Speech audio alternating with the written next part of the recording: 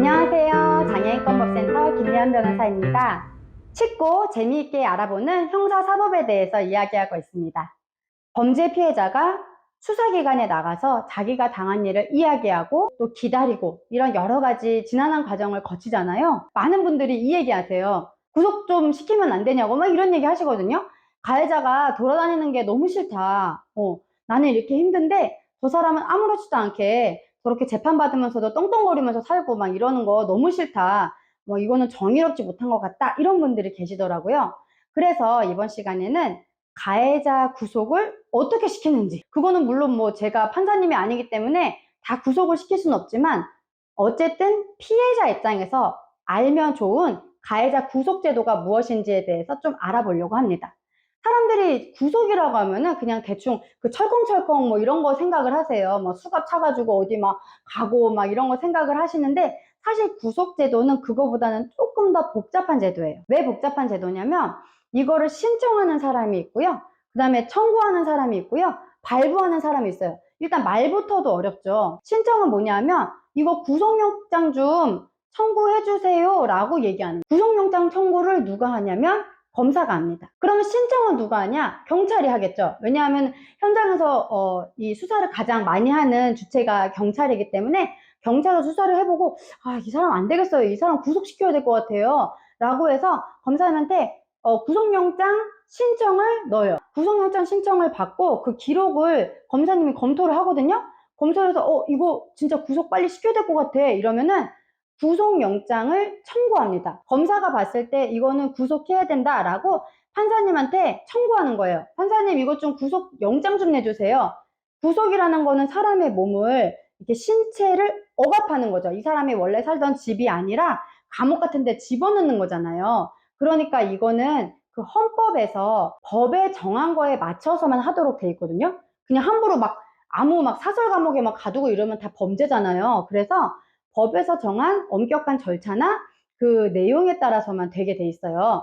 그래서 경찰이 신청을 하고 검찰이 청구를 하면 판사님이 피의자를 불러요. 그거를 어려운 말로 구속 전 피의자 신문이라고 해요. 구속을 할지 말지를 피의자를 딱 불러놓고 이렇게 읽어보면서 이렇게 사람들 이렇게 많이 때렸네요. 유리병으로 이렇게 사람 머리 찍었네요. 막 이러면서 이거를 판사님이 이렇게 보면서 물어보는 거예요. 왜 그러냐, 지금 어디 살고 있냐, 심리를 할 때 필요한 것들을 물어봅니다. 피의자 옆에는 변호사가 있어요. 그래서 변호사가 뭐 이런저런 점을 좀 고려해 주셔가지고 구속되지 않은 상태에서 수사받게 해주세요, 구속되지 않은 상태에서 재판받게 해주세요, 이런 거를 그 피의자 측 변호사가 얘기를 해주는 거고요. 피의자 신문 절차를 거쳐서 판사님이 보기에 이 사람은 구속해야 될 것 같아 라고 하면 그때 구속영장이 나옵니다. 근데 이 구속영장은 경찰 단계에서 수사할 때 나오기도 하고요, 그리고 검찰 단계로 넘어왔을 때 수사하면서 나오기도 하고, 재판에 넘어와서 재판까지 다 불구속으로 받다가 나중에 재판 선고를 하면서 유죄고 무죄고, 유죄면은 얼마나 잘못했는지 이런 거 결론 나오는 요 선고를 하면서 구속시키는 게 있어요. 복잡하죠? 예, 근데 간단하게 보면 경찰이 신청한다, 검찰이 청구한다, 판사님이 발부한다. 뭐를? 구속영장을. 경찰 단계에서 구속영장이 나오면 그냥 평상복 입어요. 그리고 유치장에 갇혀 있어요. 경찰서 유치장 아시죠? 이렇게 채청살 있는 데 있잖아요. 거기에 갇혀 있고, 검찰로 송치된 이후에 구속영장이 있다 그러면은 구치소에 들어가요.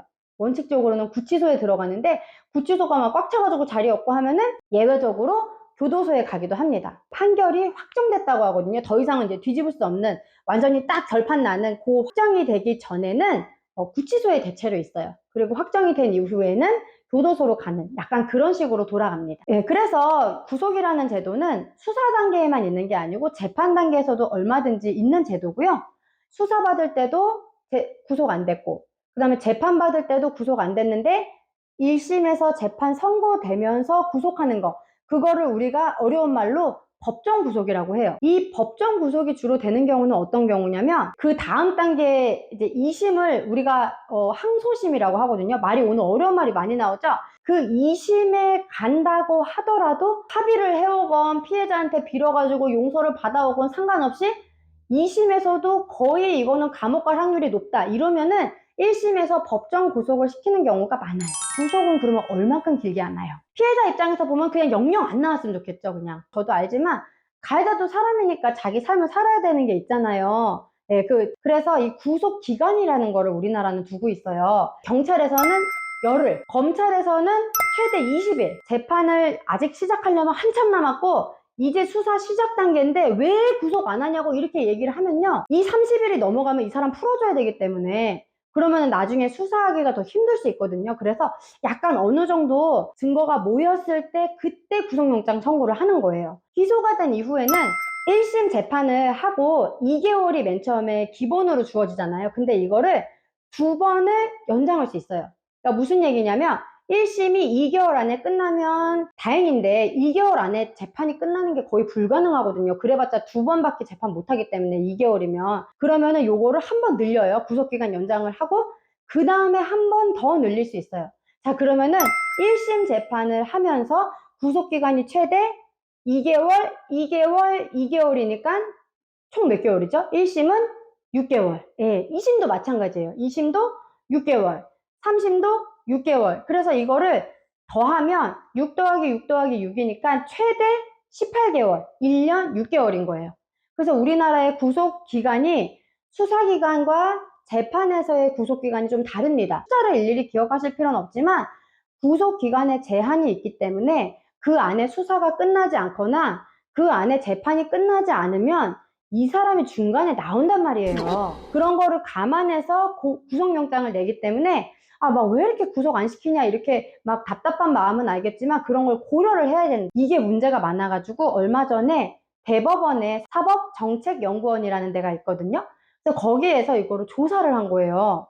판사님들한테 이 구속기간 제한이 있는 이거에 대해서 어떻게 생각하세요? 이렇게 조사를 했더니 94%, 거의 대부분의 판사님들이 이렇게 1심에서 6개월, 2심에서 6개월, 3심에서 6개월 이렇게 제한이 있는 거 이거 좀 없애자고 얘기를 했어요. 현대사회가 엄청 복잡해지잖아요. 막 컴퓨터도 많고 뭐 스마트폰도 다 갖고 있고, 그쵸? 그리고 막 비행기도 막 빨리빨리 다니면서 뭐 범죄들이 되게 막 치밀해지고 되게 막 어려워지고 이러고 있거든요.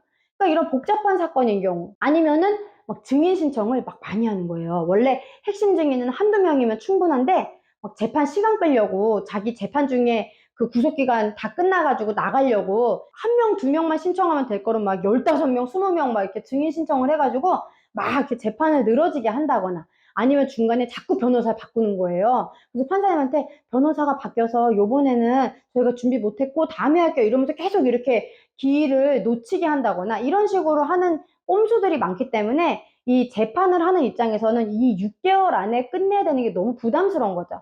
그래서 이런 걸 좀 없애자라고 조사가 됐고요. 실제로 미국이나 독일 같은 경우에는 재판으로 넘어가면 구속기간에 제한이 없어요.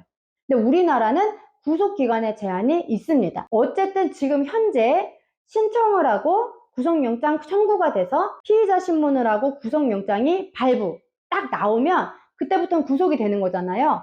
자, 그랬을 때 우리 피해자 입장에서 최대한 가해자가 꼭 좀 구속됐으면 좋겠다. 이럴 경우에 우리가 알고 있으면 좋을 만한 것들이 뭐냐면 바로 구속 사유입니다. 어떨 때 구속을 시킬까요? 엄청 잔인한 죄를 저지르면 구속을 시킬까요? 물론 잔인한 죄를 저질러서 막 여론이 엄청 비난 여론이 많고 하면 구속이 되는 경우가 많긴 하지만 엄청 비난 여론이 높다고 해서 다 구속되는 건 아니잖아요. 여러분 뉴스 보면 아시잖아요. 그래가지고 막 유전무죄, 무전유죄 막 욕하시는 분도 있고. 그래서 이게 그럼 근거가 뭐냐? 왜 구속을 안 시키냐? 왜냐하면 이 구속 사유에 들어맞아야 구속을 시키거든요. 이 사유에 맞게 그 조건에 맞는지를 보고 구속을 시키는데 이 조건이 뭐냐면 죄를 범하였다고 의심할 만한 상당한 이유가 있고, 이거는 이제 기본적으로 있는 거죠. 그리고 1이나 2나 3 중 뭐에 걸리면 그러면 구속을 시킨다. 자, 1이 뭐냐? 일정한 주거가 없을 때. 무슨 말이냐면 집이 없어요. 그냥 막 노숙한다거나 아니면 주민등록지로 돼 있긴 한데 거기에 이 사람이 살질 않아요. 이게 왜 구속사유냐면 집이 딱 있으면은 그 사람이 웬만하면 별일 없으면 거기 들어가서 잠을 자기 때문에 나중에 뭐 재판을 간다거나 수사기관에서 부를 때도 안 나오면 거기 가면 잡아올 수가 있는데, 그리고 이게 아니라 하더라도 두 번째는 뭐냐면 증거를 인멸할 염려가 있을 때. 이게 무슨 말이냐? 막 이렇게 증거들이 있을 수 있잖아요. 그런 거 이거를 가가지고 없애고 이걸 막 바꿔치기 하고, 그리고 막 이거 본 사람한테 가서 너 이거 말하면 안 돼. 너 이거 말하면 진짜 큰일 나. 이런 식으로 하면서 이 증거를 자꾸 자기한테 유리하게 막 바꾸려고 하고, 이런 것들이 보이면 구속돼요. 세 번째는 뭐가 있냐면 도망을 하거나 도망할 염려가 있을 때, 이거 첫 번째랑 비슷한 거긴 한데, 이 사람이 뭐 주거가 분명히 있다 하더라도 너무 이게 도망을 잘 갈 것 같아, 이 사람은. 그래가지고 벌써 막 밀항하려다가 한번 걸리고 막 그 가짜 여권 만들었다 걸리고 이러면서 이 사람이 되게 충분히 도망갈 우려가 높다. 이런 사람들은 뭐 집이 있다 하더라도 구속을 시킵니다. 주거가 부정할 때, 증거를 인멸할 염려가 있을 때, 도망을 갔거나 도망을 갈 위험이 클 때, 요럴 때 구속을 시킨다는 겁니다. 그리고 구속 사유는 아니지만 고려 사유들이 있어요. 그러니까 판사님이 이거를 이제 영장 청구를 딱 받으면 이 사람을 구속을 시킬까 말까를 고민하면서 이거를 고려하라는 내용이 있습니다. 이게 뭐냐면 범죄가 중대하냐, 아까 얘기한 것처럼 이게 뭐 너무 잔인한 범죄고 참혹한 범죄고 이런 중대한 범죄를 저질렀냐, 그리고 재범의 위험이 있느냐, 이 사람 뭐 전과나 이런 걸 봤을 때 이 사람은 나가서 또 마약을 할 것 같다, 이런 재범의 위험이 있거나, 아니면은 뭐 피해자나 참고인에게 가서 위에 뭔가 이렇게 해코지를 할 그럴 위험이 있느냐, 이런 것들에 대해서 고려하여야 한다 라고 되어 있습니다. 그리고 구속 전에 피의자 신문을 한다고 했잖아요. 가해자를 불러서 판사님이 면전에다가 이렇게 보고 이것저것 물어본다 했잖아요. 그럴 때 아까 전에 그 피의자의 변호사가 같이 앉아가지고 뭐 이 사람은 이렇게 뭐 집도 멀쩡히 있고 사회생활 잘하고 도망갈 위험도 없으니까 구속하지 말아주세요, 이렇게 얘기해 준다고 했잖아요. 자, 그러면 피해자를 위해서는 누가 그 역할을 할 수 있죠? 피해자의 변호사가 거기 나가서 의견 진술을 할 수 있는 권한이 있어요. 요걸 모르시는 분들이 많으시더라고요. 그래서 피해자 국선 변호사는 구속 전 피의자 신문에 나가서 얘기를 할 수 있습니다. 판사님, 저 가해자는 저렇게 변명을 하고 있지만 지금 현재 피해자는 이런 위험을 겪고 있고, 저 가해자가 뭐 주변 친구들한테 막 연락해서 위협도 한 적 있고, 그리고 내 집도 다 주소 알고 이래가지고 피해자가 너무 무서워하고, 그러니까 저 가해자를 구속시켜 주시면 좋겠어요 라고 의견을 말할 수 있는 거예요. 모든 피해자 국선 변호사가 이거를 다 가서 얘기하진 않아요. 구속이 될 것 같은 느낌이 오는 사건들 있잖아요. 그런 사건들은 법원 영장계에서 전화가 오거든요.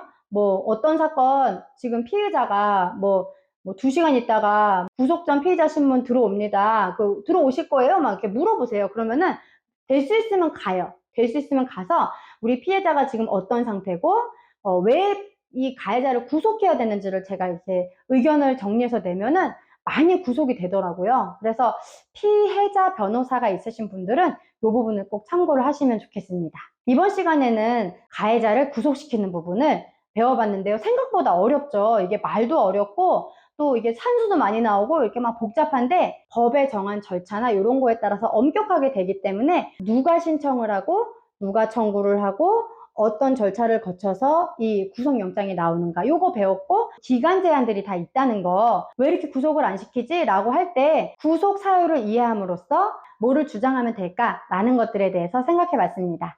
다음 시간에 뵐게요. 이 영상이 필요한 사람에게 전달해 주세요.